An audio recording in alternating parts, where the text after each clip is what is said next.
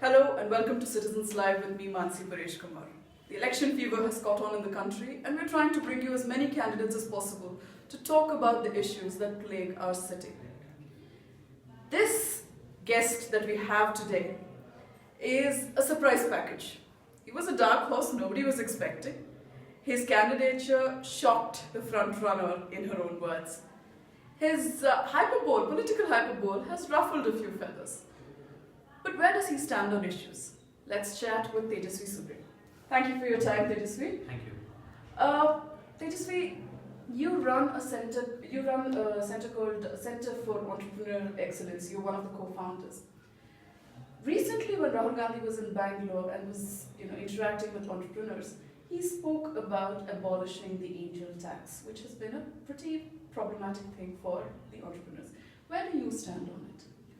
Well, the central government at various points in time clarified the stand on angel tax. Rahul Gandhi, with due respect to him, has a very simplistic understanding of all issues. He doesn't get into the nitty-gritty details of any issue because I think it is beyond his comprehension. Therefore, he reduces it to very simple political rhetoric. So if you ask him what are your views on GST? What are your views on angel tax? What are your views on GST? He says I want to abolish GST. He asks what are your views on angel tax? Abolish angel tax. So that's the very simplistic understanding.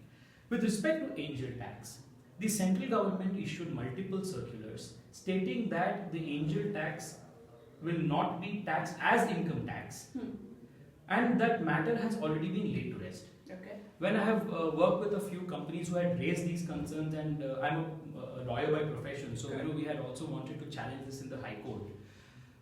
At multiple times when we wanted to challenge, this miscommunication, the central government came up with a clarification that taxing angel tax as income tax is something that they will not do. Right. So under the last Modi government in the last 5 years, we have seen a number of initiatives that were taken to support the startup ecosystem.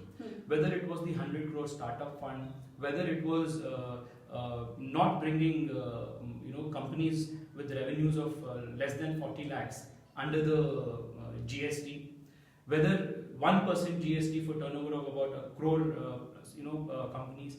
So there were a host of these measures. In addition to them, there have been a lot of measures that were taken to ease the doing of business in India. Which has been something that for talking point with the Modi government.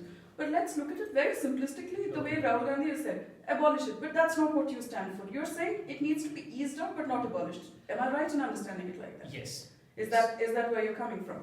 The understanding that angel tax should be treated as income tax is a wrong comprehension of the subject. Is what you're saying? Yes. Right. What about the futuristic cryptocurrency? There has been a lot of talk about it in India, but it's still not found its firm footing here. But it is the futurist, if you look at Singapore and all of these places, it has, picked up very quickly. What is your take on that? Ma'am, I think if you look at how the world operates, legislation always catches up with technology. Correct.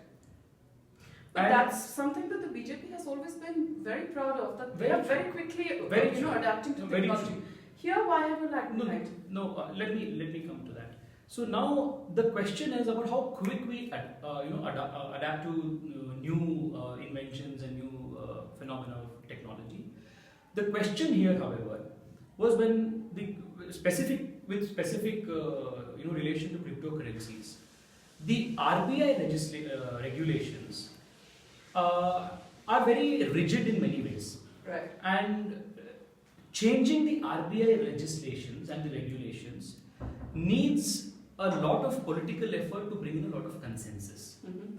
Now, with respect to cryptocurrencies, there has been already talks that have been initiated at the highest levels to deliberate on how policy interventions can be made to ensure there will be a mechanism where this can be facilitated in the country easily. If you look at how the Aadhaar project was implemented by the erstwhile UPA government, the Aadhaar project was, the Aadhaar UAIDA was first launched. There was no statutory backing for the whole project. concerns of privacy was not taken care of. Which is still a concern even today. Which is still a concern. No, it definitely today. is a concern, but you can. It hasn't gone away. I agree that it needs to be, the issues Tightened. of data privacy need to be tightened. I'm a votary for that. However, it's a reality that the Narendra Modi government introduced a statute which was non-existent in the erstwhile UPA government. What is your take on cryptocurrency? Where do you see this coming forward in our country? Do you see that regaining a foothold in our country? I think With it the is backing of political will, of course. Of course. I think blockchain, cryptocurrencies, AI, these are things you can't stop.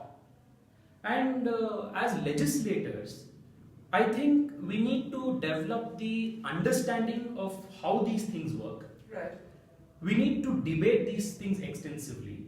How are you going to debate these futuristic schemes in a parliament where an average age is about 50 plus 60? How are you going to debate this? How do you see this going forward in a parliament that's so much comes from a different era, so to speak? How do you see yourself as a young Turk, so to speak? No, I see. If I get an opportunity to speak at the parliament and contribute in policy making, people of Bangalore can be rest assured that I will be a strong voice and votary for including and exploring ideas for including technology in governance. Therefore, it may be, for example, even during the last Lok Sabha general elections in Karnataka, our team had presented this idea to the BJP state to be made a part of the manifesto, which eventually found its place thanks to the party leadership. That the whole land revenue problem in Karnataka, the whole land real estate litigation problem in Karnataka can be solved to a great extent if blockchain technology is used. So, if you infuse new blood, if you infuse new thinking, at all levels of policy making, and if you interact with new people who can come up with out of the box ideas, I think it is not a very difficult thing. It's a very natural process. With respect to many issues of Bangalore, I feel there are so many issues where the government or the public representatives here could have done so much better had they only engaged with already the startup community in Bangalore. For example, I have already met 6-7 months ago so many new startups in the city who were working on solid waste management solutions, who have been working on public mobility solutions. The problem is there is a lack of understanding and synergy on the policymaker side on one hand, and the new startup, new ideation, civic community on the other. Right. That's a very crucial gap that I think I can bridge. You're talking about new ideas, new blood, and all of that. Now, recently, former Home Minister P. Chidambaram spoke about the fact that the Congress would like to do away with the Sedition Act because it's very draconian and does not fit into the thinking of the 21st century. Do you believe that? I believe that freedom of expression must be respected. However, the Constitution of India does not allow for freedom of expression to be absolute to the extent that you can call for violence against the state. So anything short of that is passive for me. Unless you got booked on sedition for drawing cartoons. No, that is the point is this a law that has a place in the 21st century, given the fact that you are claiming to be a new age thinker? As long as the idea of a nation state remains the way we know today, the necessary legal measures and interventions to protect the idea of a nation state. It can move away from sedition. You can redefine what is being defined in sedition right now to take away from very, very questionable decisions that were made. There are two things. Why has that? Do you think you would support that? There are two things here. One is the problem of malicious prosecution under a law. Which has happened. But that doesn't mean the law should become non-existent. Okay, but it can be revisited and definitely it can be revisited. And but my only point is if you look at the whole idea of free speech, sedition, these laws, the idea of sedition is an attempt to limit the participation of a certain person in activities which harm the sovereignty of a country or a nation state. Now, should that in principle be taken away? No, in principle, according to me, any person who destroys, and or rather wants to destroy, the idea of a nation state as we believe it today, using undemocratic means, using violent means, calling for junk against the state, is something that should be controlled and curbed. Anything less of that, you have to have absolute freedom for expression, speech, discussion, and dissent. But considering that the majoritarianism works the way it does, who decides who gets offended and who doesn't get offended? There are courts of law in the country. The courts of law need to look at all of these issues. As a practicing lawyer, I myself am aware that the processes of the courts take a long time in India. Very long time. Very long time in India. And perhaps in the second term of the Modi government, there will be a host of judicial reforms which will help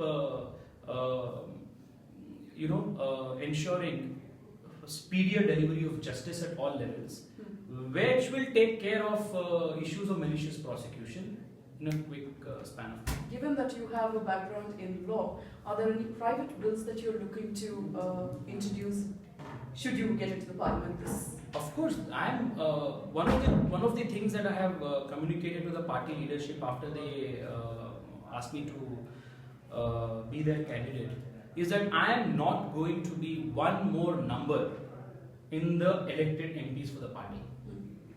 I am going to contribute in a vibrant capacity, in a dynamic capacity. I am going to fulfill my responsibilities as a responsible parliamentarian. I am going to be the voice of my city. I am going to be speaking for issues of this culture, this land, the soil of this state, issues related to its borders, water, language, infrastructure, future of the youth of the state. So those things I am going to be a very active, responsible parliamentarian. You are an alumni of National College Jayanagar, which is nestled next to it was one of the most beautiful streets of Bangalore, which we localize called the Nanda Road. It's in ruins right now to accommodate the BMRC. Yeah. As somebody who is, wanting to get elected to a parliament, and as my future MP, if possible, what are the measures that you would want to put in place in terms of policy to safeguard my right as an urban dweller to clean air and clean water? Do you have a water plan in place given the scarcity? You have raised a very important issue. Thank you for that. Bangalore is projected to, be one of the cities which is going to face tremendous amount of water scarcity, along with cities like San Diego, countries like South Africa, Cape Town in South Africa. Yeah. So, I think we need to address the issue of water in Bangalore on a war footing. I think for the major policy intervention that the city needs, which I think can happen at the state level, because under our constitution, municipal governance is finds its place in the state list. Which you're part of. As an MP, you're allowed to be sitting in the council. Yes. So, one of the challenges that Bangalore faces, and I have been speaking about this, earlier I've written articles about this as well. Bangalore needs a comprehensive, exclusive legislation. Water, air, transport, proper walking paths, all of these things are deliverables if you have a strong local government here. The 73rd, 74th Amendment has not literally, tapered down or trickled down its spirit of decentralization of power. Primarily because political leadership at the state level has not allowed for dynamic and accountable and autonomous political leadership at the municipal levels. The BJP has been in power at the state and in the municipal. Why have they not been able to? No, that's all right. New people are coming into the BJP. New ideas will be floated. It doesn't mean that political parties are not static organisms. We are a very dynamic political party. Therefore, we are always open to new ideas. So I don't want to go into the specifics right now because I haven't applied my thought on them. However, I am very clear that a comprehensive exclusive legislation for governance of Bangalore city is something that we must move. So you're looking at something like a Greater Bangalore Ordinance, that sort of thing. Is that what you're looking at? Like Mumbai has? Something similar, but I'm looking at a more autonomous mayor. I'm looking at more synergy. Directly elected mayor, perhaps? Well, we already have of course, because something on the lines of London where, we can see, if you look at the model in London, one of the reasons why London is such even for that matter, Sydney, even also Singapore. Yes. Even though Singapore is such a small country, state, the mayoral post of that city is one of the most powerful political posts. Correct. If you look at the hierarchy of political posts in UK, the mayor of London finds 4th place. Correct. Do you see that happening in Bangalore to make it a better place? If not replicating the model, I think there definitely I am a votary for more autonomy for local bodies. Right. See, you're asking me questions which need a lot of deliberation in terms of the method, whether directly elected. You don't have a lot of thought on a lot of governance issues. So I want it would be a good idea to understand where you're coming from. That's the way. In principle, I think that more autonomy must be given. Because more autonomy ensures more accountability. Right. The methods of approaching it may be different. Pune has a different approach. They have a directly elected mayor concept there, whereas Bombay does not have. Or I think it's the other way around. I'm not sure about it. I'm not very sure about it. I remember reading about it when I was fighting the. But I just want to know where you're coming from. Do you see a directly elected mayor doing better things for Bangalore? Or do you think, you're just saying more autonomous... I'm just saying that the present system of having a mayor who is nothing more than a ceremonial post, right, who spends 1 year in office doing nothing more than cutting ribbons and going to events and getting congratulated, it is not a system which is good for a city like this. So you need it to be more autonomous. Yes. You're definitely for more powerful, more accountable. You talk about nation state, you're very passionate about it. There is a group of women who are currently touring the country, pushing political parties to, pass the women's reservation bill for 33%. If I, as a member of that institution, came to you and asked for your support to push the women's reservation bill, what would your answer be? I would support it. You would support it? Of course. You're not going to dread it anymore? No. See, I knew, you may bring this tweet thing up. It's an interesting thing that my political opponents in the Congress party and their sympathizers are already so desperate that they're not finding they have gone back. It's your tweet. No, they've gone. It's your tweet. That's all right. It's a tweet from a few years ago. No, I want to know if your position has changed. Of course, it has. And why is that? No, because I think because I am not static. Because from 2016, it's 2014 to 14, it's already changed. 5 years. It's 5 a long years. time. I have spent considerable amount of time thinking. My party already has internal reservations in all our party posts for 33% for women. A lot of my friends, a lot of my people who I work with in the organization are people who have tried to introduce new women leadership. It is very natural. But I also feel that though reservation as a method of intervention is very necessary, it is not the best method. What is the best method to get women in there? No, as of now, reservation is the best method. Okay. But reservation will lead to a stage where where the society would have grown or matured to a state where the need for reservations will be obsolete. That is your ideal state towards which we must aspire to go. Until then, I am very clear as on today that we need interventions like reservation. You need interventions to get women in. That's definitely. You're a very young guy, a 90s kid.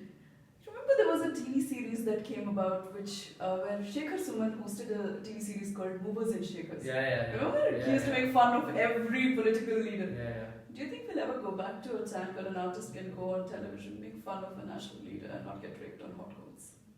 Well, I don't think. I mean, I'm I'm active asking on you. social media. Yes, I am. Yeah, I mean, I'm surprised you're asking this question because No, anybody who makes fun of any national leader, regardless of party Okay. lines, is getting raked on hot really, coals. I don't think It's so. a very Kunal Kamra is a very good friend of mine. No, it's a very no. Let me finish my thought here, Tejasvi. It's a very divided audience. It's not about having fun anymore. I mean, when Shekhar Suman made fun of national leaders, Yeah. the whole country laughed. No, It wasn't about, oh, you called the man something, so you are, you're against him. Yeah. That No, kind no. of discourse has set in. I'm saying, do you think as a society we'll go back to a point where we actually are in a position to laugh at ourselves? Oh, we should. Mm-hmm. Who doesn't like humor anyway? I can show you a lot of people, but that's alright. All It's right. another team. But anyway, answering your question in specific terms, for example, let's take Kunal Kamra. Who gets trolled badly. That's all right. Trolling is all right. Okay. As long as the state does not, come behind him, saying that you spoke so and so against a particular leader, especially someone in the government. Therefore, we are coming against you as a state.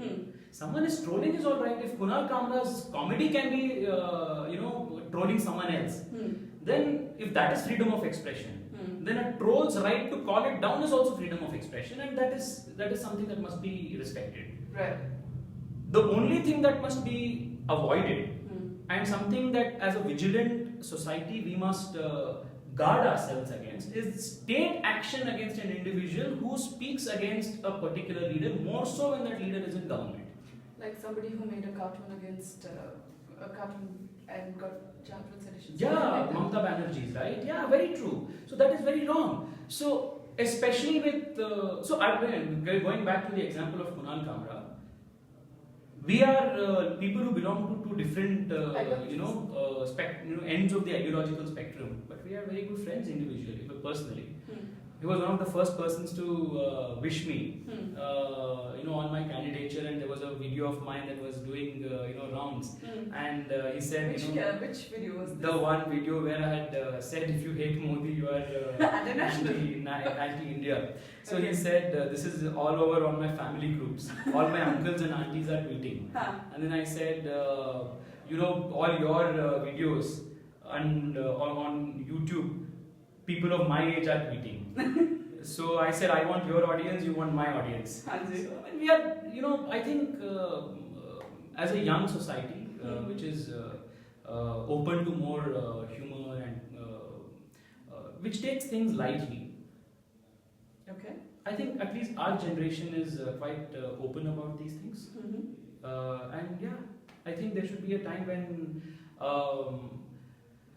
there's R.J. Ronak, who is already doing some good work in Hindi, which is like a simple imitation or a replication of Trevor Noah's show.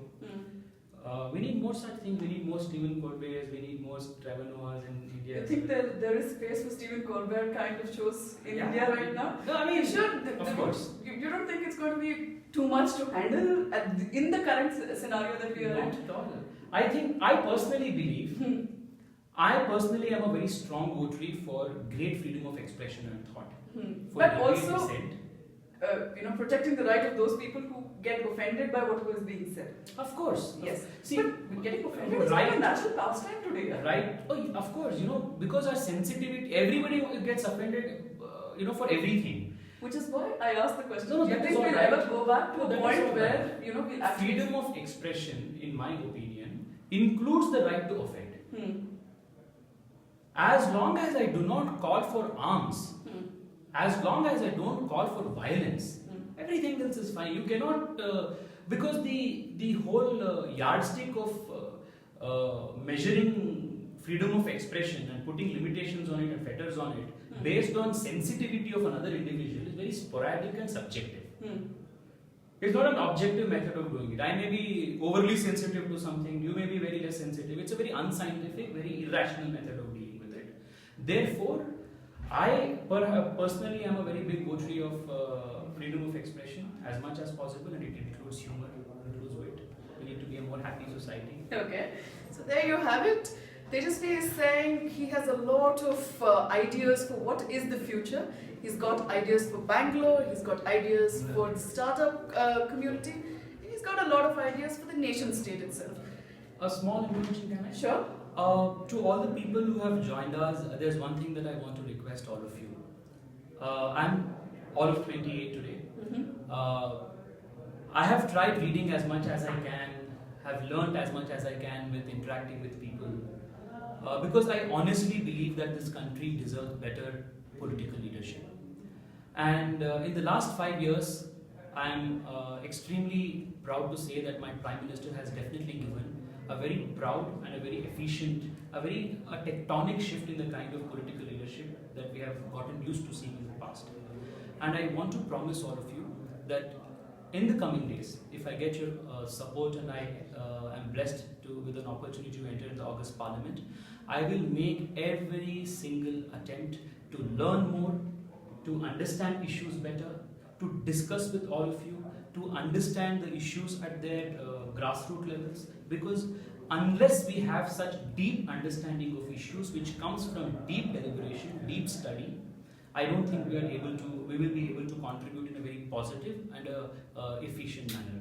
For that, I request all of your support. I'm very young, I'm open to learning, and I need all of your support.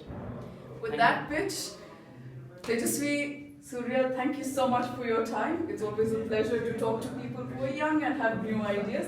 Good luck with your campaign. Thank you so much. Thank you so much.